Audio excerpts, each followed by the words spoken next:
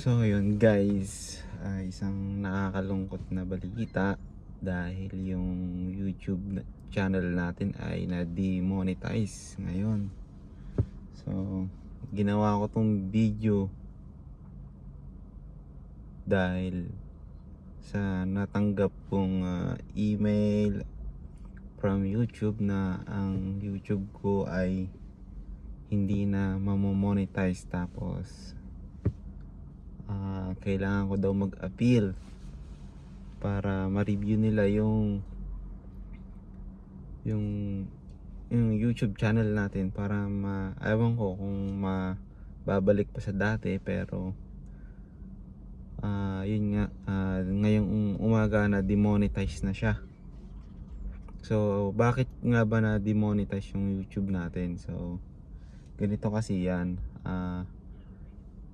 ang wala kasi akong kaalam-alam dahil sa nakikita ko na maraming YouTube channels ngayon o mga YouTube creators na gumagamit ng guys, ng mga reuse content. So parang ini-edit lang ng konti tapos i-upload na sa YouTube. So nakikita ko yun na dumadami yung mga views, marami naman ng mga views.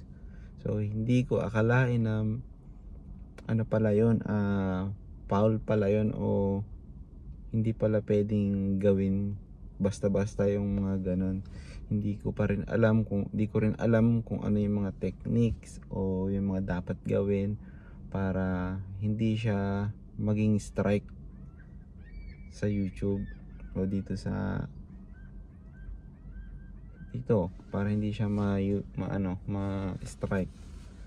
So yun guys, nakakalungkot lang kasi yung ibang videos natin ay kumikita na ng $100.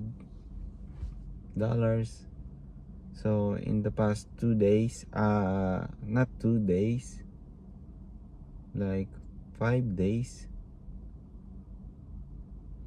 simula nung 5 days, kumita na rin sana tayo ng mahigit like almost $200 na rin sana yon na earnings. At sayang, makukuha na sana natin yung itong April na yon. So sana mapipay check na siya o marireceive na natin siya by next month. Siguro next month yon or April, basta. Kasi yung sasahurin ko ng February is sisend nila ng April 21 to April 25, yun ang sabi. Pero yung April ko malamang March na yung isisend. So sana malaki-laki sana yun. So anong araw pala ngayon? Ginawa ko tong video na to is ngayon? Anong araw ba ngayon? Anong date ngayon? Teka lang. April 10 ngayon. April 10, araw ng Friday. So 5 days pa lang na in-upload ko yung mga videos na yun. So kumita na yun na nasa $200 na. So kung hindi sana tayo na demonetize sa loob ng isang buwan, maganda-ganda sana ang earnings natin. Kasi yung mga videos ko na basta malaki na yung mga views ng mga natin guys, ng YouTube natin, ng mga upload natin. So meron tayong 160k, meron tayong 60,000k, meron tayong basta marami na. Meron tayong 30,000 views, 62 views, meron tayong 160,000 views.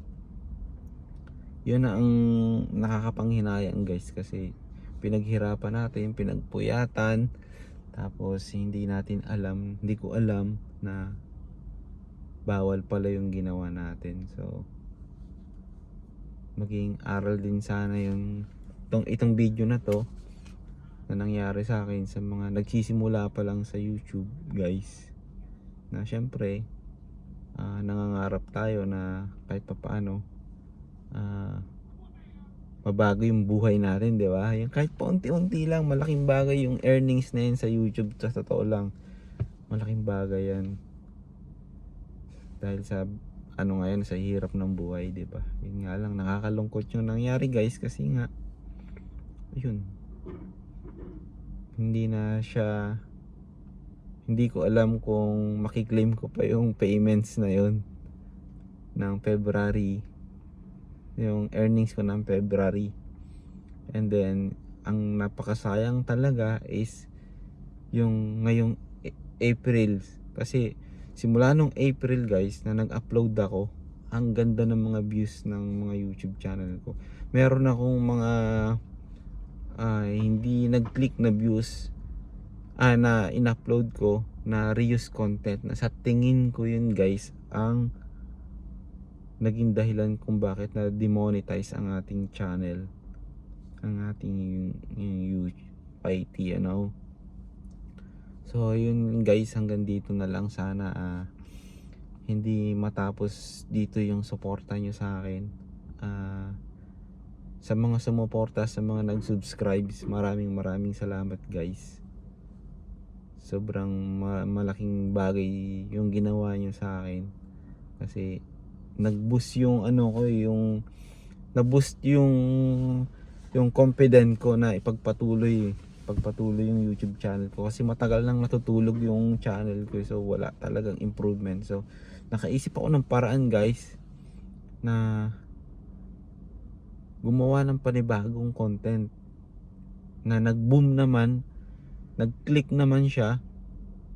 Ang problema, yung iba kong in-upload, yun ng reuse content na naging dahilan kung bakit na take down yung AdSense ko, yung demonetize tayo. So yun, kawawa. So sana ma-recover pa natin, maibalik ko yung pagiging monetize dito. So hanggang dito na lang guys. Sana patuloy kayong sumuporta dito sa ating munting YouTube channel. So please like and subscribe guys sa mga makakapanood nito. Maraming salamat. God bless guys.